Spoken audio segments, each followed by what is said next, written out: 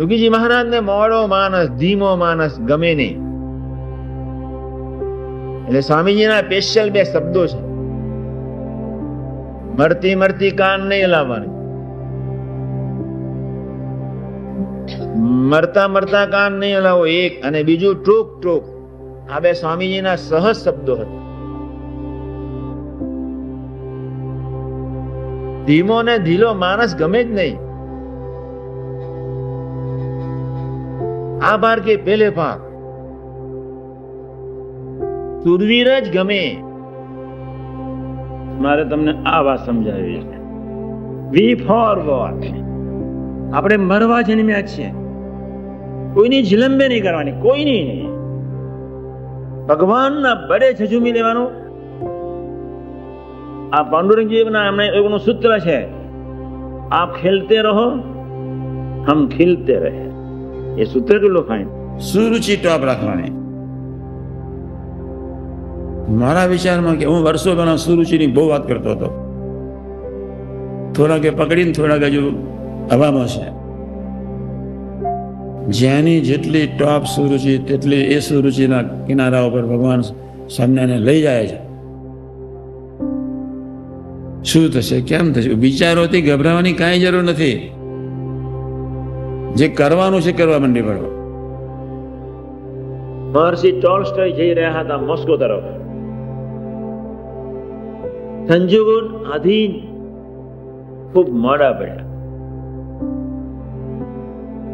અરે બધાએ એમને કહ્યું કે તમે ટાઈમના વ્યવસ્થિત માણસ, તમે આટલા બધા મોડા કેમ પડ્યા? અમે 2 કલાકથી તમે રાહ જોઈએ છીએ. મહર્ષિ ટોલ્સ્ટોય એટલું જ કહ્યું, આઈ એમ એન્જોયિંગ ધ ડિફિકલ્ટીઝ. હું જે વચ્ચે મને જે ડિફિકલ્ટીઝ પડી હું એને એન્જોય કરું છું. સમજ પડે તમને? આપણે તો વાતમાં નપાસ. આઈ એમ ઓલવેઝ એન્જોયિંગ ડિફિકલ્ટીઝ. જયારે અમે વાક્ય મહર્ષિના ટોલ્સ્ટોયના જીવન ચિત્રમાં જયારે વાંચ્યું, મને એટલું વર્ષો પહેલા મેં વાંચેલું 1956-7 ત્યારે મને એટલો બધો આનંદ થઈ ગયેલો.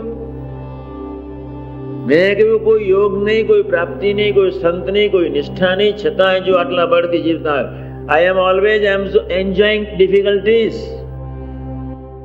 થઈ ગયું એટલે શું, પણ વોર ડિક્લેર તો ભાઈ લડી લેવાનું, આમ નહીં કરવાનું. એટલે જુવાન એટલે ધાર્યું કામ કરી શકે નવયુવાન. એના જીવનથી એક જ હોય, ડુ એન્ડ ડાય.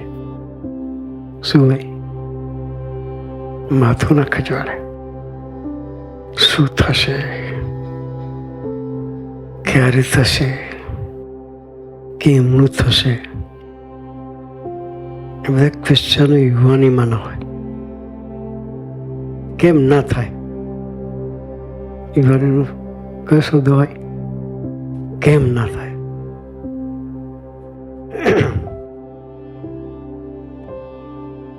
આપણે એ યુવાન છીએ. આપણે પણ વોરિયર થવું પડે. કેવા